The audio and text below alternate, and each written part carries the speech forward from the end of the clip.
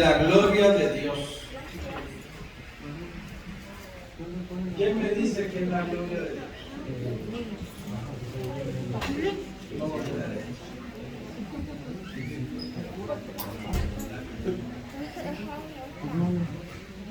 Vamos a ver, no tantos a la vez. ¿Quién me dice que entiende por la gloria de Dios?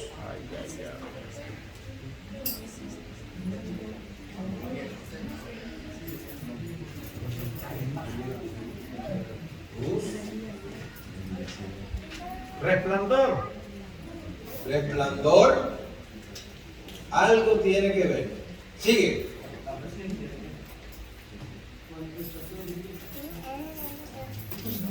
Hay manifestación divina.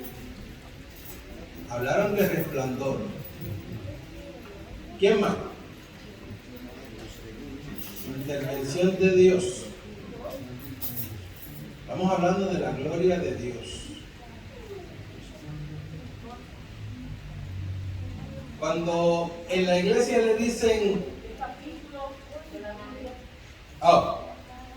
vamos a estar en Isaías 6, del 1 al 13. Pero ya que levantaste la mano y preguntaste, también que es de la gloria de Dios. Una por la otra. ¿Qué entiendes por la gloria de Dios?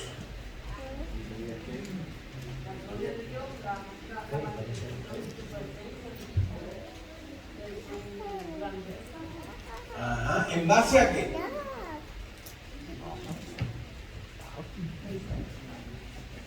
¿En base a qué es que se da la gloria de Dios? Yo creo que eso es más importante y toda la iglesia debería decirlo a la una. ¿En base a qué se manifiesta la gloria de Dios?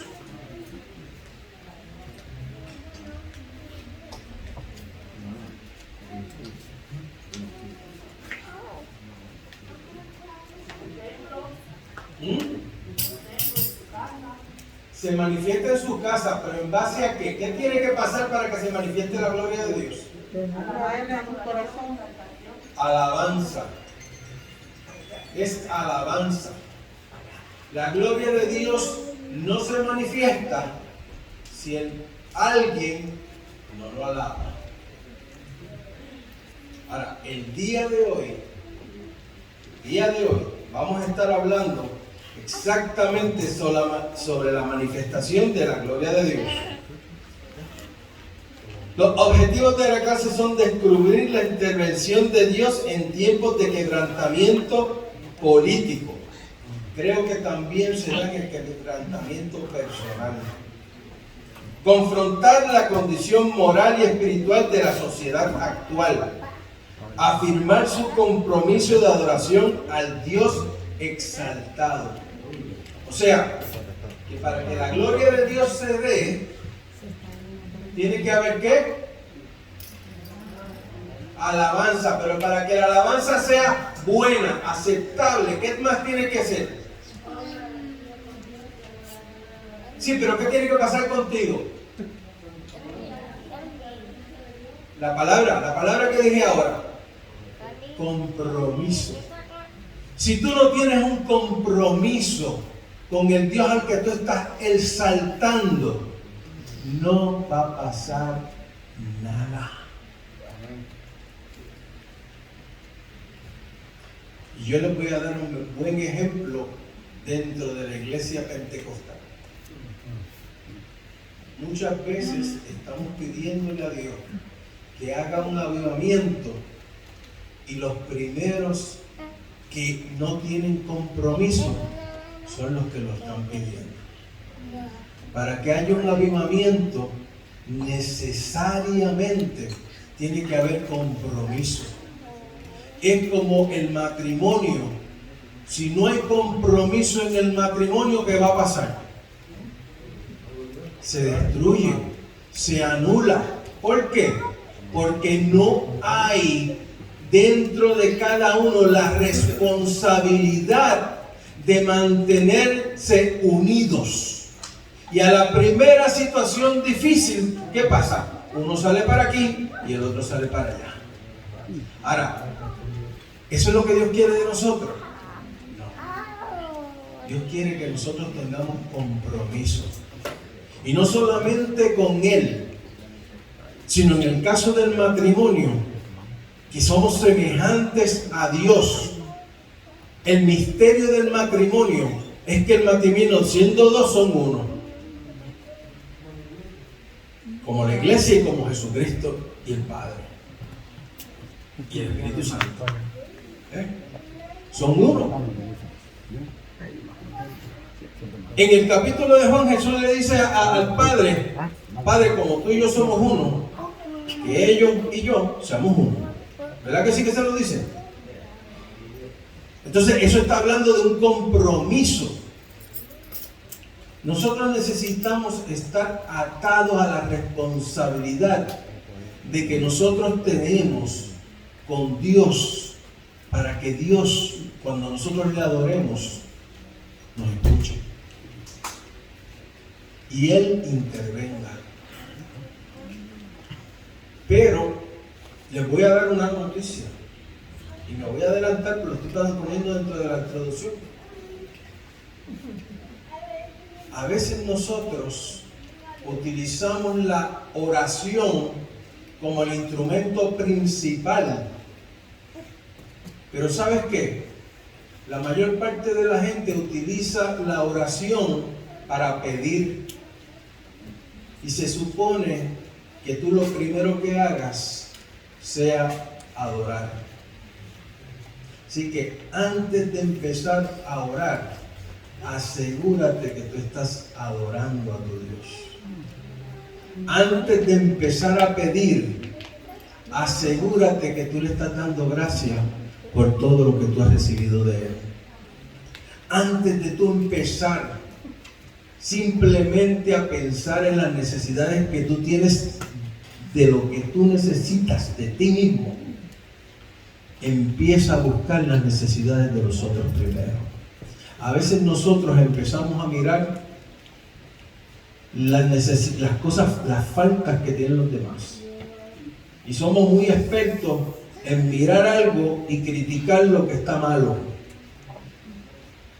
Pero a veces somos tan necios en simplemente ver las bendiciones que tenemos en nuestros hermanos. Cuando tú empiezas a ver las bendiciones que tú tienes con tu hermano, la necesidad de poder ver a tu hermano todos los domingos, todos los martes, todos los viernes, entonces te vas a dar cuenta que Dios te está bendiciendo. Y cuando tú empiezas a orarle al Señor por eso, tú vas a ver en tu vida un cambio real. No es por ti. Porque la palabra dice que cuando tú te ocupas de las cosas del Señor, Él se va a ocupar de las cosas tuyas. Cuando tú empiezas a buscar lo que el Señor quiere que tú hagas, Dios se va a ocupar de lo que tú necesitas. Cuando tú empiezas a mirar a los demás con los ojos de Jesucristo en la cruz del Calvario, y tú empiezas a perdonar y no a mirar para hacer juicio, tú empiezas a ver el amor de Cristo. Y entonces en tu vida empiezan a pasar cosas diferentes.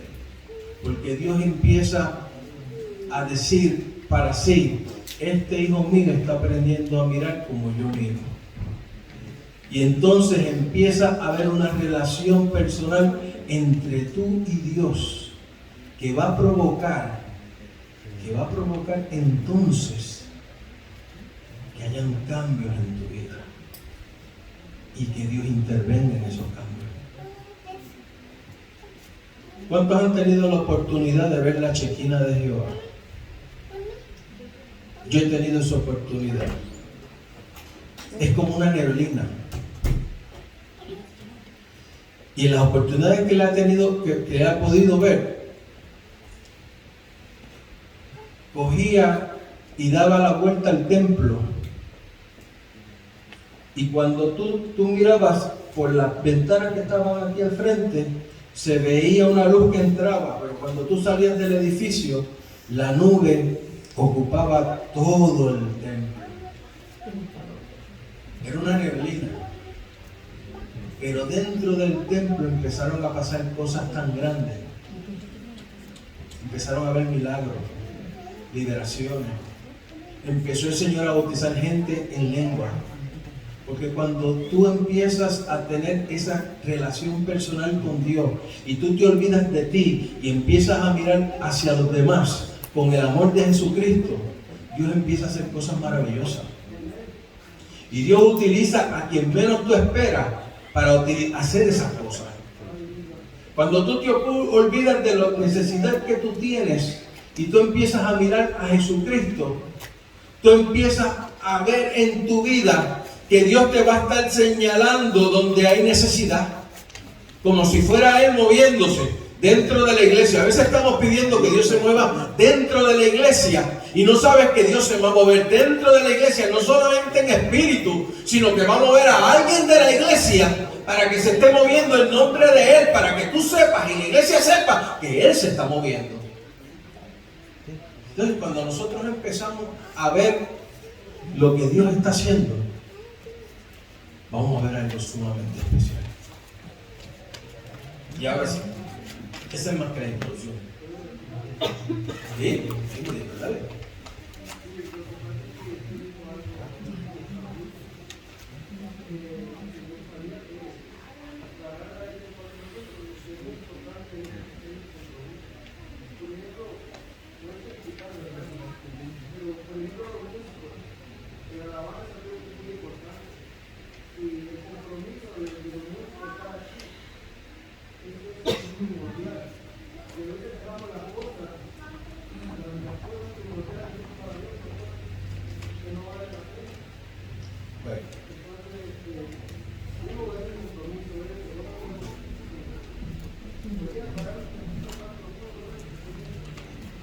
Compromiso significa que tú conozcas tu responsabilidad para con Dios, para que la relación entre Dios y tú, no entre Dios y los demás, es entre Dios y tú, se fortalezca.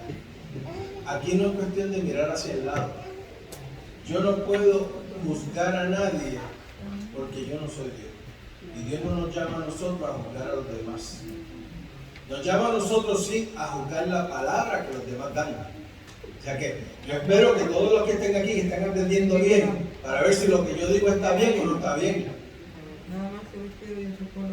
Y si hay algo que yo he dicho mal, puede acercarse a alguien y preguntármelo. Porque usted está ahí para juzgar todo lo que se dice desde aquí al frente. Porque la palabra tiene que estar conforme a lo que dice la Biblia. No lo que le quiera, lo que a mí me dé la gana de decir, porque a mí me dio la gana de decirlo.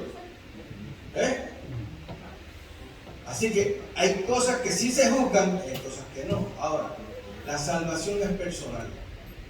Y Dios te llama a ti a que tú busques en ti las responsabilidades que tú tienes en tu relación con Dios. ¿Qué pasa dentro de la iglesia? Nosotros a veces queremos que todos estemos al 100. Sería lindo que todos estemos al 100. Sería fantástico. Pero seamos reales. La Biblia lo dice.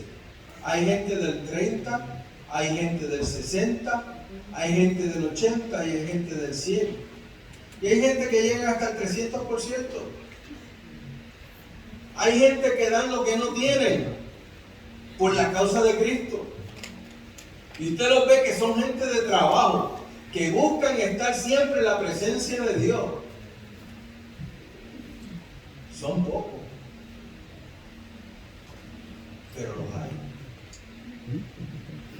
Ahora bien, esos pocos son ejemplos para los que se van creciendo y los que van alimentándose, para que vayan mejorando cada día más y más. No hay una excusa para tú empezar en el 30 y quedarte toda tu vida en el 30. Porque si tú estás creciendo y te estás aprendiendo todos los días, tú vas a ir creciendo. No hay excusa para que tú hace 10 años estabas en el 30 y hoy día estés en el 30, porque lo que estás es estancado. Dios quiere que tú todos los días estés buscando las misericordias de Él, que vayas adelantando. Por lo tanto, ¿quién tiene la responsabilidad de ir creciendo? Uno mismo. Si tú sabes que tú estabas en el 30, que este año llegues al 40. Si tú sabes que este año terminaste en el 40, gloria a Dios, vamos para el 50. El compromiso tiene que ir hacia adelante. Vamos a leer la palabra. Isaías 6, 1 al 13. En el año que murió el rey Usías, vi yo al Señor sentado sobre un trono alto y sublime, y sus faldas llenaban el templo. Por encima de él había serafines, cada uno tenía 6 alas, con 2 cubrían sus rostros, con 2 cubrían sus pies, y con 2 volaban. Y el uno al otro daba voces diciendo: Santo, Santo, Santo, Jehová de los ejércitos, toda la tierra está llena de su gloria. Y los quiciales de las puertas que se estremecieron con la voz del que clamaba, y la casa se llenó de humo. Realmente era la chequina de Dios, la neblina. Entonces dijo: ¡ay de mí, que soy muerto! Porque siendo hombre inmundo de labios y habitando en medio del pueblo que tiene labios inmundos, han visto mis ojos al Rey Jehová de los ejércitos. Y voló hacia mí uno de los serafines, teniendo en su mano un carbón encendido, tomando del altar con unas tenazas, y tocando con él sobre mi boca, dijo: he aquí que esto tocó tus labios, y es quitada tu culpa, y limpio tu pecado. Después oí la voz del Señor que decía: ¿a quién enviaré? ¿Y quién irá por nosotros? Entonces respondí yo: heme aquí, envíame a mí. Y dijo: anda y di a este pueblo: oíd bien y no entendáis, ved por cierto, mas no comprendáis. Engruesa el corazón de este pueblo y agrava sus oídos y ciega sus ojos, para que no vea con sus ojos, ni oiga con sus oídos, ni su corazón entienda, ni se convierta y haya para él sanidad.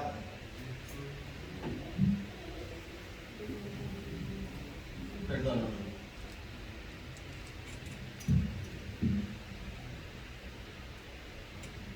Este libro llega hasta el día. No.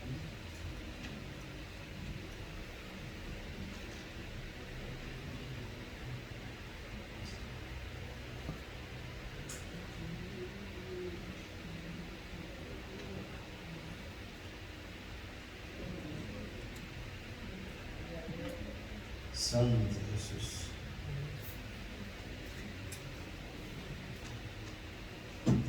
Y yo dije: ¿hasta cuándo, Señor?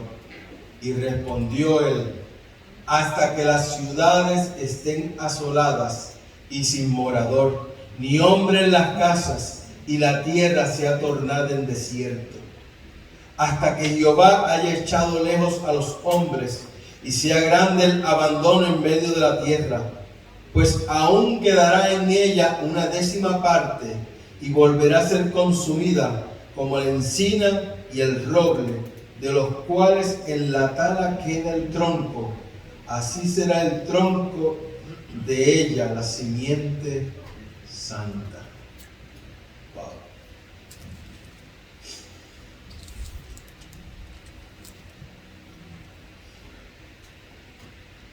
Este libro fue escrito por Isaías, uno de los profetas más especiales que tiene la Biblia y de los ministros más grandes que yo considero, a mi parecer, que tiene la Biblia. Hay muchos que le encanta Pablo, y a veces yo pienso que Isaías fue un hombre que en muchas áreas realmente nos trajo palabra que verdaderamente es profunda. Y hoy estamos tocando una de esas partes y una de mis favoritas.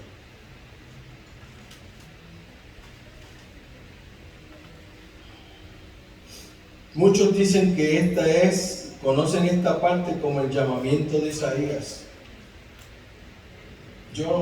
A mi parecer, yo no lo creo. Desde el capítulo 1, Dios está usando a Isaías como profeta y le estaba dando visiones. Me parece que esta parte pudiéramos llamarla cuando Dios envía a Isaías. Porque hay una diferencia cuando Dios te hace un llamado a un ministerio y cuando Dios te está enviando con una comisión. ¿Ustedes se acuerdan cuando Jesús se le apareció a Pablo? Lo dejó ciego de la presencia y dijo: yo soy Jesús al que tú persigues. Y lo tuvo por 3 días, y en esos 3 días estuvo pasando en su vida algo especial que Dios estuvo transformando a aquel hombre. Tanto así que cuando oran por él quería predicar el evangelio, y en la ciudad que está tiene que salir huyendo porque querían matarlo por todos los que la había perseguido.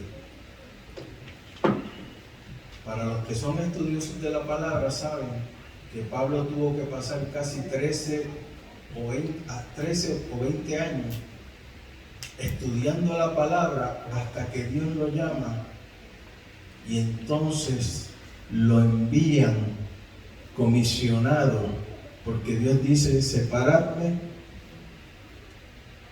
a Bernabé y a Silas. Dios te puede haber llamado para un ministerio, y esto es algo que es sumamente personal. Tú sabes el llamamiento que Dios te ha hecho a ti. Y ciertamente, créelo, Dios llama a sus hijos. Y cuando Dios te coge con propósito. Pero nos toca a nosotros entender y caminar para prepararnos para cuando Dios te escoja y te diga: te estoy enviando. No quiere decir que dentro de ese estudio el propósito de Dios no empiece a despuntar en ti. ¿Se acuerdan de Samuel? Cuando era pequeño estaba aprendiendo, limpiaba en el templo, ayudaba a Elí. Pero no es hasta que muere Elí que él es escogido. Hasta ese momento, aunque se despuntó porque Dios había puesto un espíritu en él, como pasó con David, que cuando hablan de él y lo llaman para estar tocando el arpa para el rey, era porque un siervo había hablado de que el Espíritu de Dios estaba en él, que él era valiente, que él era un muchacho que era temeroso de Dios. Y cuando él tocaba el arpa, la presencia de Dios era tan fuerte que el Espíritu se iba y Saúl tenía paz. Estaba despuntando porque Dios tenía un llamamiento sobre su vida. Tú puedes estar despuntando porque Dios te está llamando. Pero entonces tú tienes que entender que una cosa es cuando Dios está dándote experiencias para que tú aprendas y te está capacitando. Y otra cosa es cuando Dios te llama y te envía. Cuando te llama y te envía, se supone que tú estés preparado. Entonces, ¿estás preparado para lo que Dios quiere hacer contigo? ¿Cuánto tiempo llevas buscando y sabiendo que Dios te llamó para un ministerio? ¿Estás preparado para ejercer ese ministerio? No empieces a buscar lo que pasó antes, porque en el año tal y tal, yo cogía y yo hacía esto. No. ¿Qué está pasando contigo hoy? ¿Estás preparado para el ministerio que Dios te llamó? Esa es una de las preguntas y ese es el compromiso que es personal.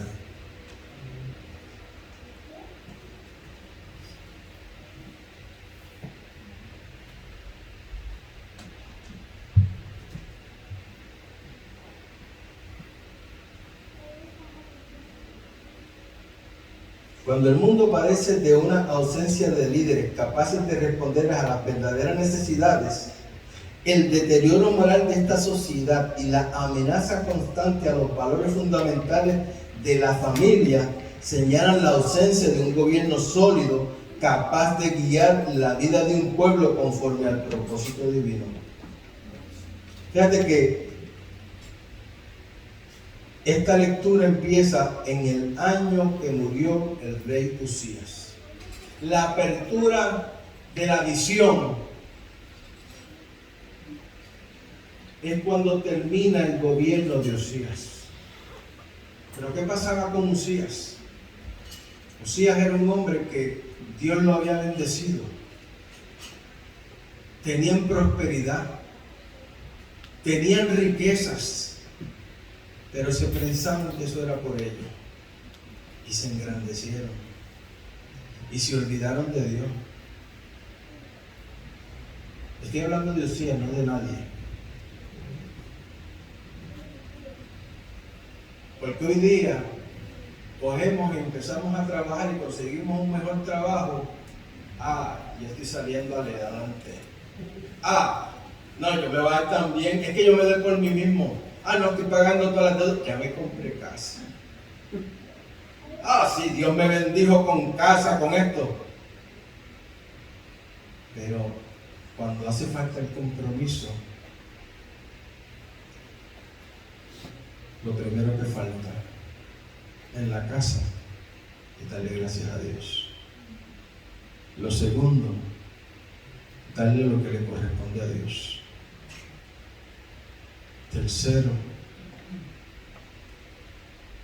falta que te llenes de Él, porque lo que te está llenando es simplemente vanidad. Cuarto, no te estás dando cuenta que si te miras en el espejo, en vez de estar lleno de su presencia, lo que estás vacío. Y quinto, estás contristando al Espíritu Santo. Cuando de las palabras de un cristiano que debe tener compromiso sale, no, la iglesia, eso lo único que hacen es pedir chavo. Lo que falta en ese corazón es reconocer que todo lo que tienes lo tienes porque Dios te lo dio.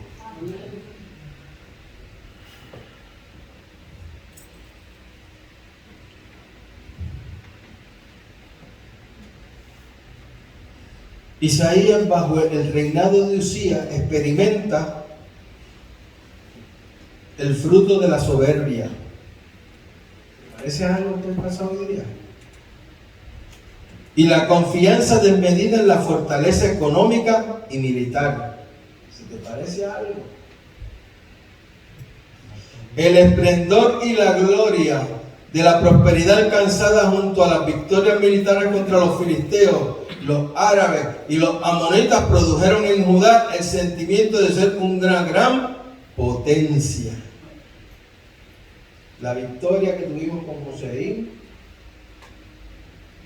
la victoria que hemos tenido en el Medio Oriente, nos ha hecho pensar que los Estados Unidos son la nación más grande. ¿A quién más le pasó algo parecido? ¿Se acuerdan de Venezuela? A Chávez. Se creció tanto, el pueblo lo empezó a amar. Primera cosa que hizo, se alejó de Dios.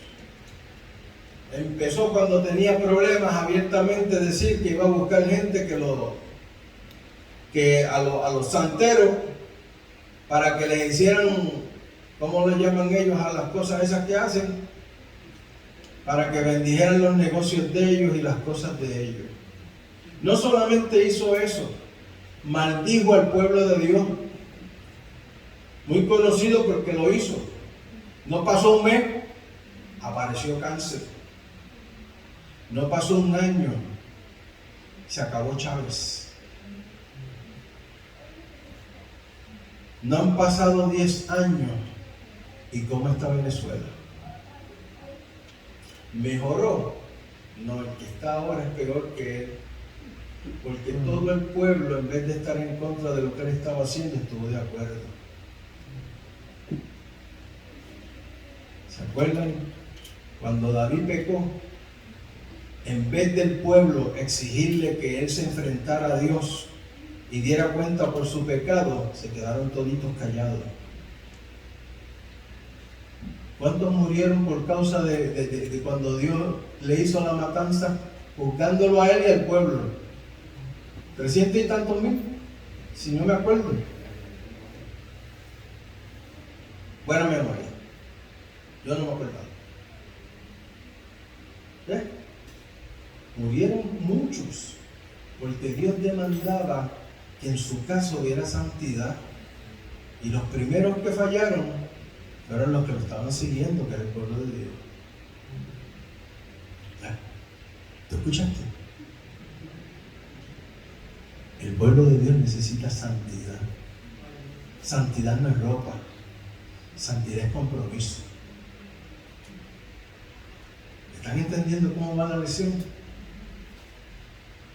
Dios está exigiendo a su pueblo que para ver su gloria, tenemos que estar metidos con Él y estar dejándonos dirigir por Él. Y nos está pidiendo a nosotros que en medio de unas situaciones nosotros empecemos a decirle, no puede ser así, porque cuántas veces vemos la maldad y en vez de corregirla nos quedamos callados. ¿Cuántas veces no ha pasado que nosotros vemos un hijo de nosotros que ha hecho algo mal y nos hemos quedado callados y no hemos corregido la situación en el momento? Y después con el tiempo esa situación se vuelve en un ay, porque no le diste la primicia a Dios.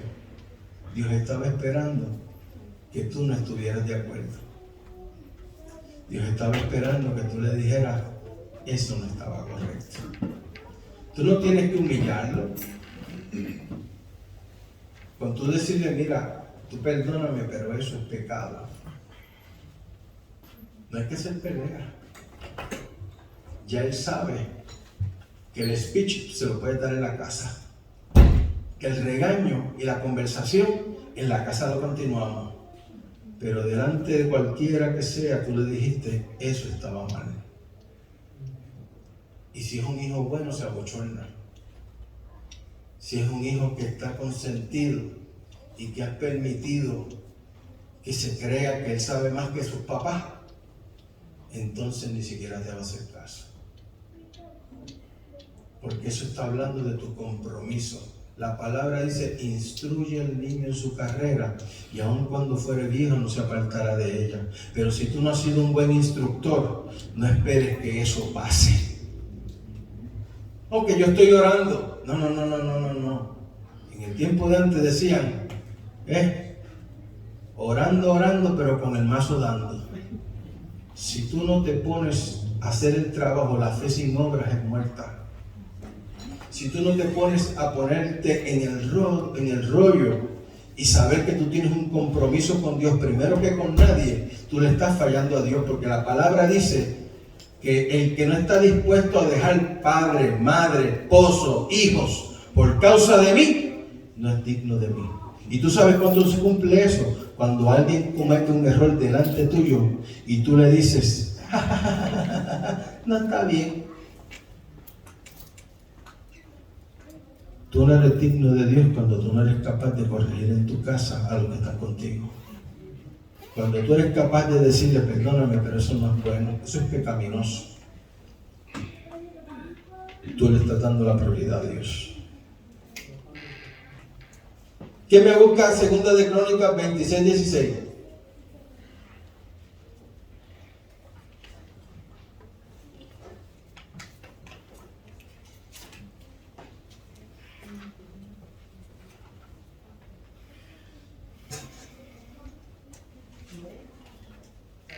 ¿Sí? En el nombre del Padre, del Hijo y del Espíritu Santo. Amén. Mas cuando ya era fuerte, su corazón se enalteció para su ruina, porque se rebeló contra Jehová su Dios, entrando en el templo de Jehová para quemar incienso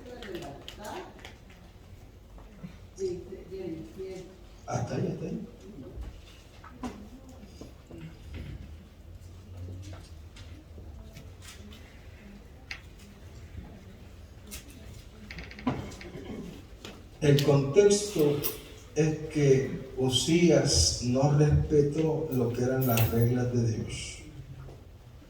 El contexto es que se enalteció de tal manera que él se creyó más que Dios mismo.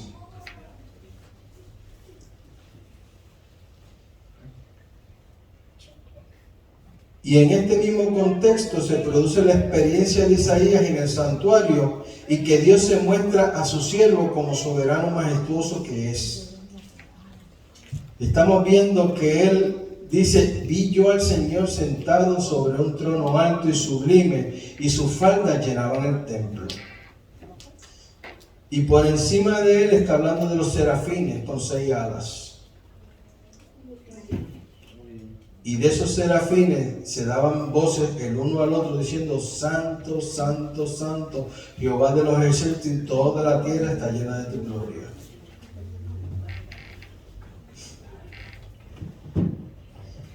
Esto nos enseña a nosotros que el juicio de Dios no se detiene cuando la soberbia pretende ignorar que es Él quien pone y quita reyes. Hay veces que nosotros tenemos que empezarnos a dar cuenta que nosotros tenemos que respetar la palabra y tenemos que ir a tono. Hay muchos predicadores hoy día que utilizan querer cambiar la palabra y el contexto para traer un pretexto para que la gente esté contenta dentro de la iglesia, pero eso no es la palabra de Dios. Cuando tú creas un pretexto es cuando tú te estás estirando lo que dice la Biblia. Y algunos, para estirarla, quieren buscar el griego, el arameo y cualquier cosa que se inventan. Entonces buscan cualquier traducción de griego. El griego era el griego antiguo. Muchas veces lo que están diciendo no corresponde a lo que hay, a lo que verdaderamente es. Y a veces con una sola palabra quieren traer una predicación completa y traer dogmas dentro de la iglesia que no existen. Y lo que debiera ser una predicación buena, que parece buena, pero realmente empieza a volverse apostasía. Porque cuando tú empiezas a cambiar la palabra de Dios, tú te estás desviando y estás cayendo en maldición. Apocalipsis 22 dice que el que le cambia una jota, una tilde, que es el puntito de la jota, a la palabra de Dios, es reo de juicio. Así que nosotros tenemos que entender que predicar la palabra para nosotros es un taller que tiene que estar formado por realmente la verdad.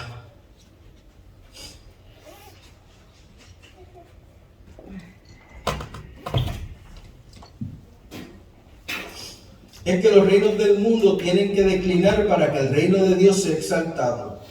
David, delante de toda la congregación de Israel: tuya es, oh Jehová, la magnificencia y el poder, la gloria, la victoria y el honor, porque todas las cosas que están en los cielos y en la tierra son tuyas. Tú, oh Jehová, es el reino y tú eres excelso sobre todos. Está en Primera de Crónicas 29:11. El hombre de Dios tiene que aprender a reconocer a Dios primeramente, tener a Dios primero, segundo y tercero. Tenemos que entender que nosotros no somos los que estamos haciendo las cosas, sino que nosotros hacemos las cosas para Dios, por Dios y en Dios.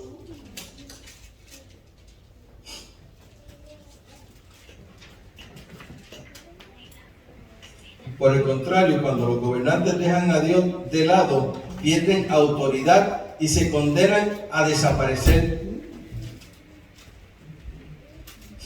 Tal como ya vimos con Uzías. El envanecimiento de Uzías lo llevó a su ruina.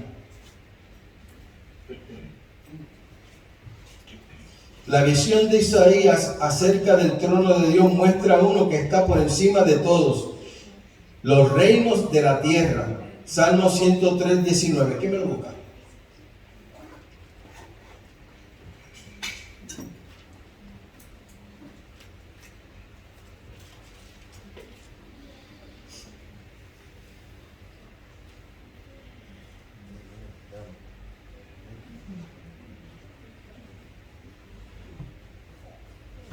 ¿Alguien lo tiene? Amén.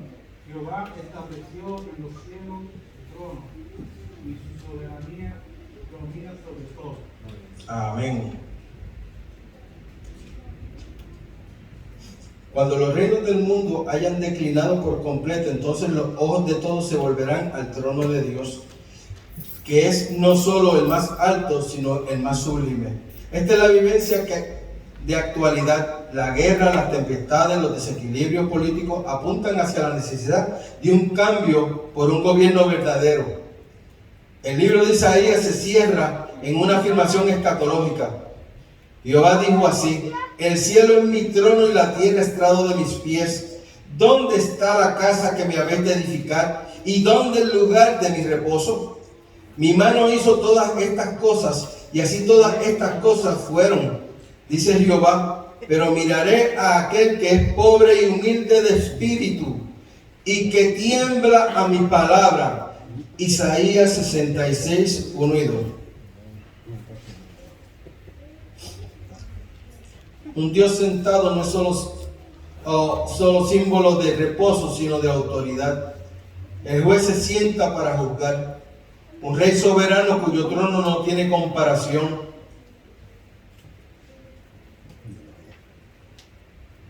Esta transición de trono llegará a su consumación cuando sea tocada la última trompeta.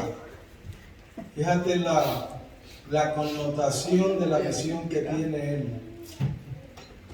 El séptimo ángel tocó la trompeta y hubo grandes voces en el cielo que decían: los reinos del mundo han venido a ser de nuestro Señor y de su Cristo, y Él reinará por los siglos de los siglos. Es Apocalipsis 11:15. Y esta es nuestra esperanza de gloria. ¿Cuánto estamos esperando a Jesús? Amén. ¿Cuánto estamos creyéndole a Jesús? Amén. ¿Cuánto estamos esperando ciertamente a que Jesús nos cambie y nos transforme? No es porque Él lo dijo, es porque tú lo crees. No es porque Él lo dijo, como pasó con Marta y con María. Pero Señor, nosotros sabemos que cuando tú vuelvas, Él va a ser levantado. No. Es que Jesús está aquí. Es que Jesús está contigo. Es que Jesús puso su espíritu en ti. Y que tú tienes que estar creyendo que lo que Dios hizo se manifiesta en tu vida. Y que cuando Él venga, tú vas a ser transformado, porque eso lo sientes desde adentro. No es porque te lo dicen. Si tú lo crees porque yo te lo digo, no. En la relación personal, el Espíritu de Dios da testimonio de que Él te está transformando. No solamente que va a transformarte, porque eso va a ser por fuera. Es que Dios me está transformando desde ahora adentro. Yo no soy el mismo. Y el que se va a levantar no va a ser este Jesús, va a ser un Jesús parecido al Jesús de Nazaret. El que se la va a levantar es uno que vaya a estar transformado desde adentro hacia afuera. Es uno que está conociendo al verdadero.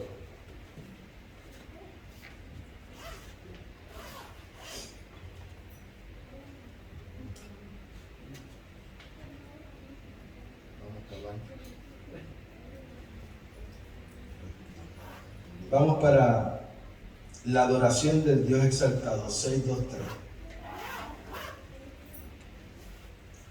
La visión de Isaías tiene un contenido litúrgico, todo un ceremonial de adoración al Rey Jehová de los ejércitos. Hay tres actitudes que todo adorador debiera tomar en cuenta al acercarse al trono de Dios. Primero, cubrirse el rostro, señal de reverencia. ¿Cuál es la primera? En señal de reverencia.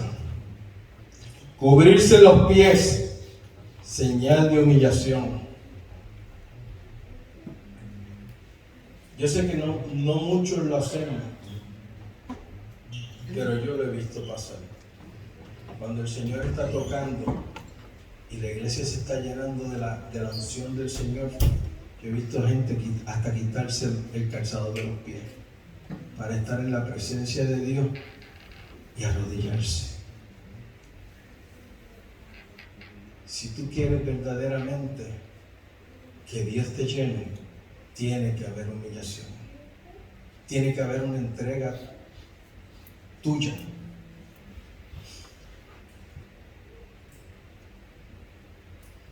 Tercero, señal de obediencia, hacer aquello que nos ha sido ordenado. Wow.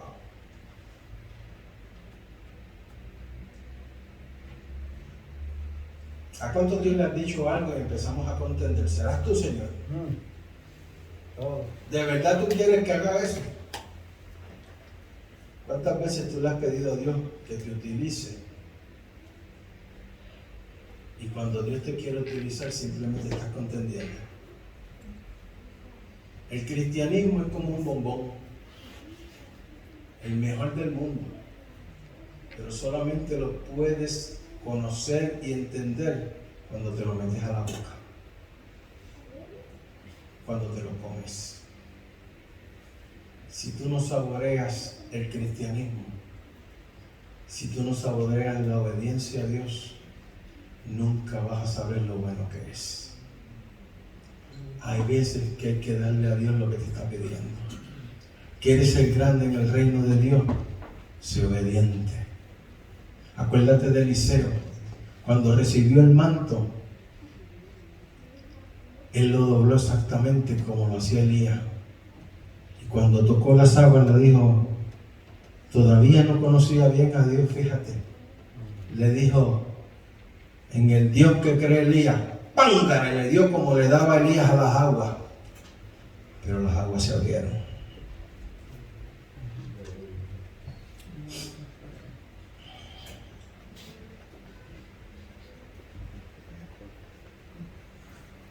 ¿Qué me gusta? Juan 12, 41 al 48.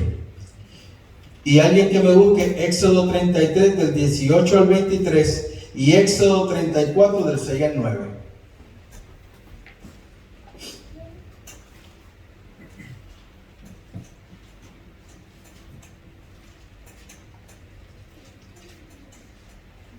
Isaías vio la gloria de Dios y de Cristo, al igual que Moisés. Ambos vieron la magnificencia de la gloria del soberano que conduce a sus criaturas a rendirle tributo de adoración. 3, 18 al 23. 33. Y hay uno, después de esos 34, 6 y 9. 18 al 23. Dice así. Él entonces dijo, te ruego que me muestres tu gloria. Y le respondió, yo haré pasar todo mi bien delante de tu rostro y proclamaré y el nombre de Jehová delante de ti, y tendré misericordia del que tendré misericordia, y seré clemente para con el que seré clemente. Dijo más, no podrás ver mi rostro, porque no me verá hombre y vivirá. Y dijo aún Jehová, he aquí un lugar junto a mí, y tú estarás sobre la peña. Y cuando pase mi gloria, yo te pondré en una hendidura de la peña, y te cubriré con mi mano hasta que haya pasado. Después apartaré mi mano, y verás mis espaldas, mas no verás mi rostro. 34, 6, ¿verdad? 34, 6 al 9. Y pasando Jehová por delante de él, proclamó Jehová, clemente, misericordioso y piadoso, tardo para la ira, y grande en misericordia y verdad, que guarda misericordia a millares, que perdona iniquidades y de rebelión y el pecado, y que de ningún modo tendrá por inocente al malvado, que visita la iniquidad de los padres sobre los hijos y sobre los hijos de los hijos hasta la tercera y cuarta generación. Entonces Moisés, apresurándose, bajó la cabeza hacia el suelo y adoró y dijo, si ahora, Señor, he hallado gracia en tus ojos, vaya ahora el Señor en medio de nosotros, porque es un pueblo de dura servicio, perdona nuestras iniquidades hermanos por heredad. Amén. Amén. Cuando Moisés le pide ver la gloria a Dios, aquel que está allí es Jesús. Aquel que va pasando era Jesús. Pero ¿qué es lo que hace Jesús? ¿Qué es lo primero que hace Jesús? Ponerle la mano para que no lo vea. ¿Qué es lo que dice el texto? Puso la mano para que no lo viera. No, eso fue parte para que él no muriera. Pero ¿qué hace él cuando va a pasar? Lo primero que él hace es adorar. Él se pone a adorar a Jehová. Él empieza a manifestar la gloria y la magnitud de Dios. Él empieza para que nosotros empezamos a entender que cuando nosotros queremos ver la gloria de Dios, tenemos que adorar. Cuando nosotros queremos que el Señor se mueva con poder, tenemos que adorar. Cuando las cosas nos van difíciles, antes de empezar a pedir, antes de empezar nosotros a pedir por nosotros mismos, empecemos a adorar la presencia de Dios, porque Él es grande, porque Él es magnífico, porque para siempre es su misericordia. Nos toca a nosotros como iglesia adorarle en tiempo y fuera de tiempo. No importa si estamos bien, no importa si estamos enfermos, no importa lo que pase, si me sana, si no me sana, si me muero, pero yo voy para el cielo, pero lo voy a adorar. Amén. Nos olvida a nosotros que lo primero que hace el Hijo cuando le piden ver la gloria es estar adorando. Y muchas veces llegamos a la iglesia y no queremos ni siquiera cantar. Utilizamos simplemente ese tapabocas para que no nos vean que estamos callados, como si no se oyera. Amén. Venimos a la casa de Dios y queremos servirle, pero no puedes abrir la boca para decirle a Dios lo bueno que Él es contigo. Y entonces queremos matarnos orando, levantarnos a las 6 de la mañana para estar pidiéndole a Dios, simplemente como si fuéramos pidiones, como si nos mereciéramos todo, cuando nosotros somos llenos de iniquidad, cuando nosotros tenemos un problema, cuando no hemos sabido mirar al soberano. Cuando nos toca a nosotros simplemente empezar a buscar a Jesucristo y a decirle gracias, porque hoy tengo un día nuevo de vida, porque una nueva oportunidad, porque te quiero pedir perdón, porque tú eres santo y yo quiero ser como tú. Porque nos llenamos la boca diciendo aleluya, porque nos llenamos la boca diciendo gloria a Dios, pero eso es lo único que te sabe. Ni siquiera podemos tirar un grito de júbilo. Ni siquiera un ay, ay, ay. Porque Dios te está hablando. Dios te está llamando para que tú le adores. Ver la gloria de Dios significa que tú estás exaltando al sublime.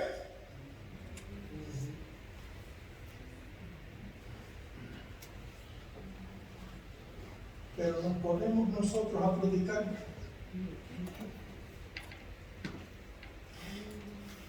Cuando le pedimos a Dios que honre a sus hijos como Él dice en su palabra. Dios honra a los que le honran. Dios honra a los que le honran. Pero si tú no puedes adorar al Señor, entonces tú no lo estás honrando. Porque ¿qué tú le puedes dar a Dios que Él no tenga? Lo único que tú puedes darle es alabanza, adoración y exaltación. El profeta David muy bien lo decía.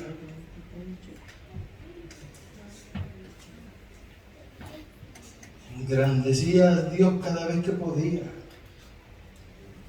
Fíjate que el profeta se denotó a sí mismo. Yo, pecador. Era el profeta de Dios. Y no se quitó de encima de él la culpa por causa del pueblo. ¿Cuántas veces estamos como predicadores queriendo sentirnos nosotros mejor que nadie porque Dios te está ungiendo un poquito más? Pero Isaías, que Dios le está dando una visión tan grande, empezó a decirlo ay, me voy a morir. ¿Qué? Soy muerto, porque siendo hombre inmundo de labios y habitando en medio de un pueblo que tiene labios inmundos, han visto a mis ojos al Rey Jehová de los ejércitos. Cuando tú te presentas como que tú tienes culpa, cuando Dios te da un mensaje para darle a alguien, no es porque somos mejores, es porque a veces nosotros mismos necesitamos pedirle a Dios perdón. Pero cuando nosotros nos presentamos de Dios como con culpa, como cargando el pecado del pueblo, como hizo Jesucristo, oh, Dios te toca con un carbón encendido en tu boca. Oh, Dios unge a su siervo. Y Dios te perdona, te da salud, te da salvación. Dios quiere que tú empieces a recibir en ti el poder del Altísimo. Esta visión se completa en Apocalipsis cuando el Hijo de Dios ocupe su trono. Y los 4 seres vivientes tenían cada uno 6 alas y alrededor y por dentro estaban llenos de ojos. Y no cesaban de día y de noche de decir: Santo, Santo, Santo es el Señor Dios Todopoderoso, el que era, el que es y el que ha de venir. Al que está sentado en el trono, al que vive por los siglos de los siglos. Y esto está en Apocalipsis 4, 8 y 9. Hablamos mucho de lo que estamos esperando. Pero fíjate que las pedilleras en el cielo van a terminar. Porque no vamos a necesitar nada. Así que el que se cree que la oración es lo único que en el cielo no vamos a estar orando. Lo que no va a terminar es la alabanza. Tú tienes que aprender a adorar al Dios que te da la vida. Tú tienes que aprender a adorar y exaltar a aquel que es sublime y que está sobre todas las cosas. Tú tienes que empezar a buscar al Señor en espíritu y en verdad, en convertirte en una saeta de fuego. La palabra dice que cuando Moisés vio las espaldas de la gloria de Jesús, que estaban caminando por la peña, cuando él bajó abajo, su rostro brillaba y él se tuvo que ocultar. Pero dice que en nosotros, esa misma gloria está dentro de nosotros. Y aunque tú no la puedas ver, te puedo asegurar que el enemigo de las almas la ve cada vez que tú adoras. Y coge temor, porque tú estás lleno de la unción del Señor. Y él ve la gloria de aquel, porque él se reconoce, porque él sabía y él la tenía y él la perdió.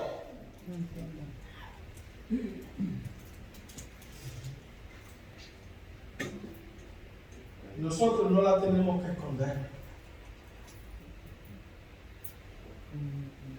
Al contrario, mientras más te llenes de ella, mientras más busques del Señor, tú vas a estar brillando cada día más y más. No para que te crean más santo que nadie, sino para que Dios te utilice como poder.